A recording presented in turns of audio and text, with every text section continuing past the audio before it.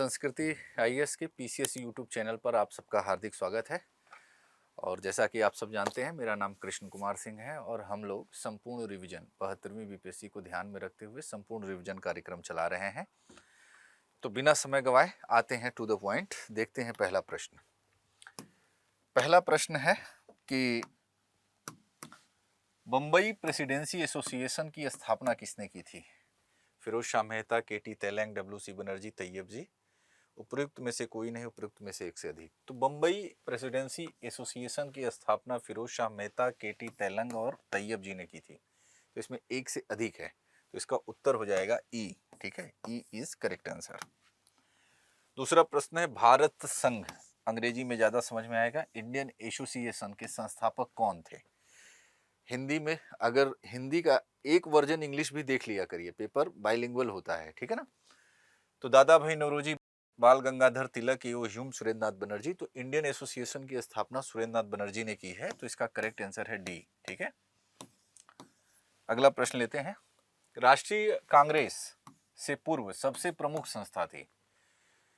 राष्ट्रीय कांग्रेस, भारतीय राष्ट्रीय कांग्रेस से पूछ रहा है, उससे पूर्व सबसे प्रमुख संस्था थी Bengal British India society, East India association, young Bengal association, Indian association of Calcutta. तो यही सबसे महत्वपूर्ण सोसाइटी थी, इंडियन एसोसिएशन, ठीक है, ऑफ कलकत्ता। तो डी इज करेक्ट आंसर। अगला प्रश्न है, सूची 1 को सूची 2 के साथ सुमिलित कीजिए। कांग्रेस पूर्व संगठनों की सूची 1 को उनके नेताओं की सूची 2 से मिलाएं और नीचे दिए गए कोड से उत्तर चुनें। सूची 1 इंडियन एसोसिएशन, मद्रास महाजन सभा, बॉम्बे प्रेसिडेंसी एसोसिएशन, पूना सार्वजनिक सभा। सूची 2 Dadabhai Naoroji, M Veera Raghavachari, justice Ranade. Justice Ranade, ये टाइपिंग मिस्टेक है, सुरेंद्रनाथ बनर्जी। तो इंडियन एसोसिएशन की स्थापना सुरेंद्रनाथ बनर्जी ने की है। ए का 4, अब देखिए ऑप्शन ए का 4 किसी में नहीं है, यहीं से मिल गया। बी का 2, ठीक है, सी, बी का 2, सी का 1 बॉम्बे प्रेसिडेंसी एसोसिएशन, पूना सार्वजनिक सभा, डी का 3 राणा डे। तो करेक्ट आंसर इज ए। ठीक है, ए करेक्ट आंसर। कभी कभी एक से मिल जाता है, कभी कभी ध्यान लगाना पड़ता है।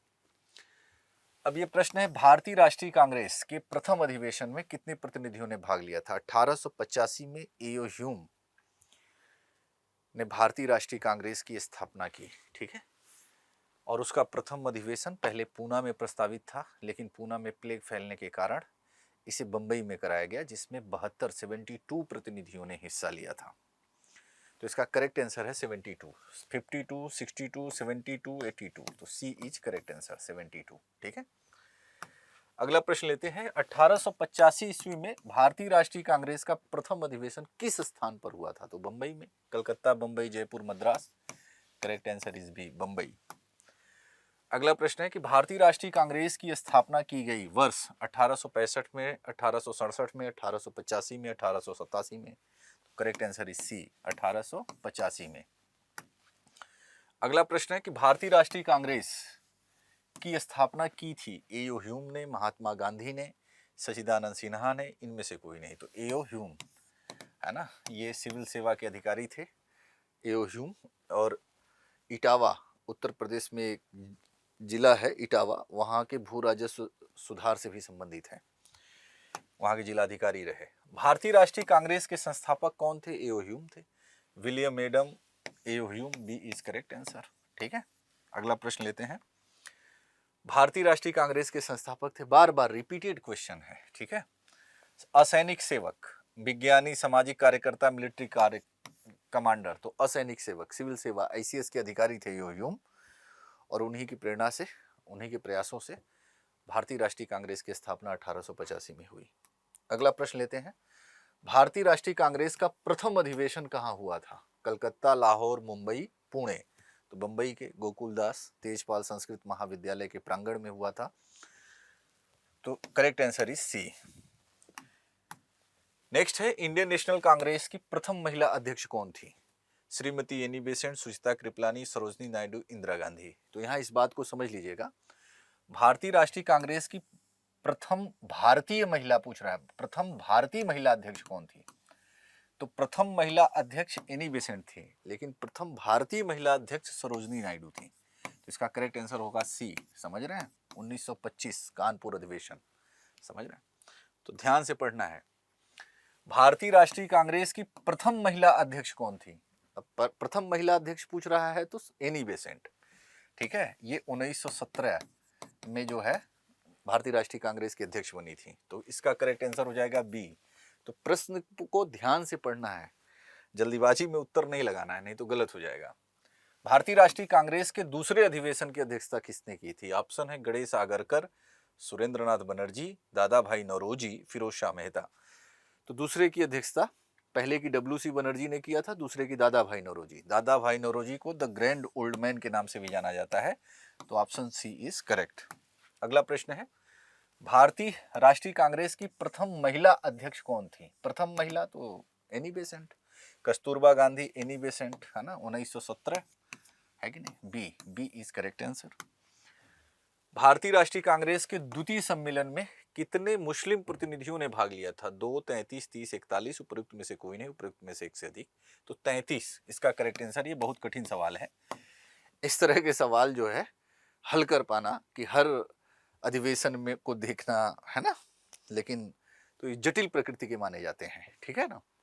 तो इसका आंसर हो जाएगा 33, 33 बी। ठीक है, अगला प्रश्न लेते हैं। भारतीय राष्ट्रीय कांग्रेस के पहले मुस्लिम अध्यक्ष कौन थे? तो तीसरा हुआ था अधिवेशन मद्रास में, और इसकी अध्यक्षता किए थे बदरुद्दीन तैयब जी। तो बदरुद्दीन तैयब जी करेक्ट आंसर है। हसरत मोहानी, बदरुद्दीन तैयब जी, मौलाना आजाद। तो बी इज करेक्ट आंसर। ठीक है। भारतीय राष्ट्रीय कांग्रेस के द्वितीय मुस्लिम अध्यक्ष कौन थे? समझ रहे हैं? द्वितीय मुस्लिम अध्यक्ष कौन थे? ऑप्शन है अबुल कलाम आजाद, जाकिर हुसैन, रहीमतुल्लाह मोहम्मद सयानी, बदरुद्दीन तैयब जी। तो बदरुद्दीन तैयब जी पहले थे, रहीमतुल्लाह मोहम्मद सयानी ये दूसरे थे। तो 19 का हो जाएगा सी। ठीक है ना? तो ये ध्यान रखना। ठीक है, अगला प्रश्न लेते हैं। महात्मा गांधी ने भारतीय राष्ट्रीय कांग्रेस के किस अधिवेशन की अध्यक्षता की? पूरे भारतीय राष्ट्रीय कांग्रेस के इतिहास में महात्मा गांधी ने केवल एक बार अध्यक्षता की है, 1924 बेलगांव कर्नाटक में है। तो 1924, ठीक है, कि भारतीय राष्ट्रीय कांग्रेस के अध्यक्ष महात्मा गांधी रहे। ठीक है, तो इसका करेक्ट आंसर है बी। अगला प्रश्न लेते हैं। मुझे विश्वास है कि कांग्रेस अपने विनाश की तरफ जा रही है और मेरी यह बड़ी इच्छा भारत में रहते होगी कि इसके शांति प्रिय निधन के लिए इसका सहायक बनूं। यह किसने लिखा था? तो वही लिख सकता है जो भारत में ब्रिटिश सरकार को ग्रेनाइट पत्थर पर स्थापित करना चाहता था। कर्जन, सबसे अलोकप्रिय वायसराय। तो ये कथन कर्जन का है, lord Lytton, lord Dufferin, Curzon का। तो सी इज करेक्ट आंसर।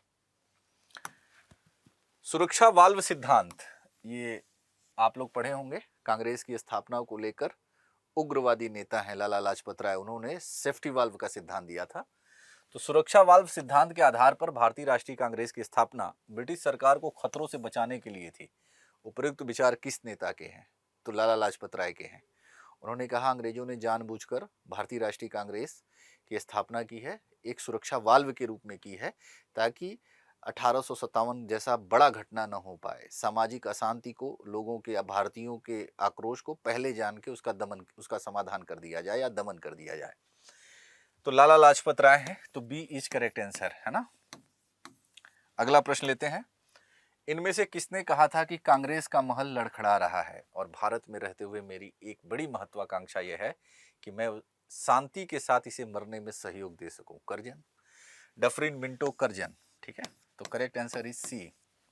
अगला प्रश्न है, किसने कहा था कांग्रेस आंदोलन न तो लोगों द्वारा प्रेरित था, न ही यह उनके द्वारा सोचा या योजनाबद्ध किया गया था? तो Lord Dufferin, Sir Syed Ahmad, Lord Curzon, Lala Lajpat Rai. तो इसका करेक्ट आंसर है डी, लाला लाजपत राय। ठीक है, अगला प्रश्न है। रजनी पाम दत्त ने कहा वे साम्राज्यवाद से लड़ते भी थे और सहयोग भी करते। उन्होंने किस राजनीतिक गठबंधन के बारे में यह कहा? ठीक है, भारतीय राष्ट्रीय कांग्रेस, भारतीय communist party, Swaraj, Hindustan socialist Republican association, उपयुक्त में से कोई नहीं, उपयुक्त में से एक से अधिक। तो उन्होंने भारतीय राष्ट्रीय कांग्रेस के बारे में कहा था। इसका करेक्ट आंसर ए है। ठीक है, अगला प्रश्न देखते हैं। 1897 के भारतीय राष्ट्रीय कांग्रेस के अमरावती अधिवेशन को किसने 3 दिवसीय तमाशा कहा था? जतिन नाथ बनर्जी, सतीश मुखर्जी, अश्वनी कुमार दत्त, हरकिशन लाल। तो इसका करेक्ट आंसर सी है, अश्वनी कुमार दत्त। ठीक है, अगला प्रश्न है। 1918 में मोंटफोर्ट सुधारों पर कांग्रेस ने एक महत्वपूर्ण रुख अपनाया, जिसके कारण पुराने उदारवादी अवशेष सप्रू, जयकर, चिंतामणि टूट गए, जिन्होंने गठन किया इंडियन नेशनल लिबरल फेडरेशन का, भारत सेवक समाज का, स्वराज पार्टी का। उपयुक्त में से एक से अधिक, उपयुक्त में से कोई नहीं। तो इसका करेक्ट आंसर ए है, इंडियन नेशनल लिबरल फेडरेशन का। ठीक है, अगला प्रश्न लेते हैं। 20वीं सदी के प्रारंभिक वर्षों में कांग्रेस में विभाजन की प्रक्रिया शुरू हुई। कांग्रेस आंदोलन की रणनीतियों पर, कांग्रेस आंदोलन के उद्देश्यों पर, कांग्रेस आंदोलन में लोगों की भागीदारी पर, उपयुक्त सभी। तो इसका डी हो जाएगा, उपयुक्त सभी, क्योंकि 1907 में सूरत अधिवेशन में जब विभाजन हुआ तो कांग्रेस की रणनीति उग्रवादी उदारवादियों के बीच में कई मतभेद थे। ठीक है, अगला प्रश्न है। 1916 के लखनऊ सत्र के दौरान भारतीय राष्ट्रीय कांग्रेस के अध्यक्ष कौन थे, जहां कांग्रेस और गरम दल ने समझौते पर हस्ताक्षर किया? 1916 का भारतीय राष्ट्रीय कांग्रेस अधिवेशन बहुत ही महत्वपूर्ण है। यहाँ कई समझौते हुए, नरम दल, गरम दल, है ना, कांग्रेस, मुस्लिम लीग, है ना, और इसकी अध्यक्षता अंबिका चरण मजूमदार द्वारा की गई थी। ठीक है, बाल Gangadhar Tilak, Ambika Charan Majumdar. Correct answer is B, Ambika Charan Majumdar. अगला प्रश्न है। अपने किस कार्यकारिणी कमेटी में कांग्रेस ने भू स्वामित्व को समाप्त करने की नीति अपनाई? कार्यकारिणी कमेटी 1937, कार्यकारिणी कमेटी 1942, कार्यकारिणी कमेटी 1945, कार्यकारिणी कमेटी 1946। ठीक है ना, इसका करेक्ट आंसर है कार्यकारिणी कमेटी 1937 ए। ठीक है, अगला प्रश्न लेते हैं। 1938 में भारतीय राष्ट्रीय कांग्रेस के अध्यक्ष निर्वाचित हुए। तो 1938 मतलब हरिपुरा, ये गुजरात में है। यहाँ सुभाष चंद्र बोस 1938 और 1939 दो बार अध्यक्ष बने, लेकिन 1939 त्रिपुरी संकट आया, जब सुभाष चंद्र बोस और पट्टाभी सीतारामैया लड़ रहे थे, और जिस पर गांधी जी का एक बयान आया था कि पट्टाभी सीतारामैया की हार मेरी व्यक्तिगत हार है, और फिर कार्यकारिणी के सदस्य सुभाष बाबू से सहयोग नहीं कर रहे थे और उन्होंने इस्तीफा दे दिया। ठीक है, तो 1938 में सुभाष चंद्र बोस, तो अबुल कलाम आजाद, सुभाष चंद्र बोस, यानी option B is correct answer. Next लेते हैं। 1939 में जब सुभाष चंद्र बोस ने इस्तीफा दिया, तब भारतीय राष्ट्रीय कांग्रेस के अध्यक्ष कौन बने? तो सुभाष चंद्र बोस ने जब इस्तीफा दिया, तब राजेंद्र प्रसाद भारतीय राष्ट्रीय कांग्रेस के अध्यक्ष बने। तो इसका करेक्ट आंसर है राजेंद्र प्रसाद। तो राजेंद्र प्रसाद ए में है, तो ये ए इज करेक्ट आंसर। अगला प्रश्न है कि सन 1947 के भारतीय राष्ट्रीय कांग्रेस के दिल्ली अधिवेशन की अध्यक्षता किसने की है? जेबी कृपलानी, राजेंद्र प्रसाद, अबुल कलाम आजाद, जवाहरलाल नेहरू। तो इसका भी करेक्ट आंसर है राजेंद्र प्रसाद। ठीक है, सुभाष चंद्र बोस किस वर्ष भारतीय राष्ट्रीय कांग्रेस के अध्यक्ष थे? 1939, 1937, 1938। उपयुक्त में से एक से अधिक, उपयुक्त में से कोई नहीं। तो 1939 और 38 दो बार हुए हैं, है ना। भले ही 39 में इस्तीफा दे दिए, लेकिन चुने तो गए थे ना। तो उपयुक्त में से एक से अधिक, तो डी हो जाएगा इसका आंसर। ठीक है, ये ध्यान रखना। इलाहाबाद में संपन्न कांग्रेस कार्यकारिणी समिति की बैठक में निम्नलिखित सदस्यों में से एक सदस्य भारत के नाजीवाद, फासीवाद, साम्राज्यवाद विरोधी निश्चित रुख के कारण जापान के विरुद्ध गुरिल्ला युद्ध की अपनी योजना के पक्ष में बहुमत जुटाने में सक्षम हुए। वे थे सुभाष चंद्र बोस, सरोजनी नायडू, मौलाना आजाद, जवाहरलाल नेहरू। तो करेक्ट आंसर है डी, जवाहरलाल नेहरू, क्योंकि सुभाष बाबू तो समर्थन के पक्ष में थे ना। खैर, आगे आइए। वह कौन सा कांग्रेस अध्यक्ष था जिसने क्रिप्स व लॉर्ड वेवेल दोनों से वार्ताएं की? तो क्रिप्स मिशन 1942, वेवेल 1945। ठीक है, और भारत के सबसे लंबे समय तक जो कांग्रेस, भारतीय राष्ट्रीय कांग्रेस के अध्यक्ष थे, वो थे अबुल कलाम आजाद, 40 से 45, क्योंकि उस समय द्वितीय विश्व युद्ध चल रहा था और नियमित कांग्रेस की बैठक नहीं हो पा रही थी। तो अबुल कलाम आजाद, ए इज करेक्ट आंसर। ठीक है, अगला प्रश्न लेते हैं। भारत के विभाजन के समय भारतीय राष्ट्रीय कांग्रेस का अध्यक्ष कौन था? तो जेबी कृपलानी थे। ठीक है, करेक्ट आंसर इज ए, जेबी कृपलानी।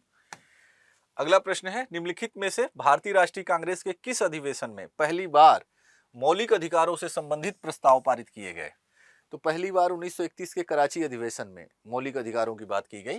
तो इसका आंसर सही होगा ए, 1931 कराची अधिवेशन। ठीक है, तो इस तरीके से हमारा ये भारतीय राष्ट्रीय कांग्रेस वाला जो सेक्शन था यहाँ पूरा होता है। मिलते हैं अगले सेगमेंट में नेक्स्ट वीडियो के साथ, नेक्स्ट टॉपिक के साथ, आगे के जो हमारे राष्ट्रीय आंदोलन के टॉपिक हैं। तब तक आप इसे रिवाइज कर दीजिए, यहाँ से प्रश्न आते ही आते हैं। तो मिलते हैं अगले सेशन में। Thank you so much.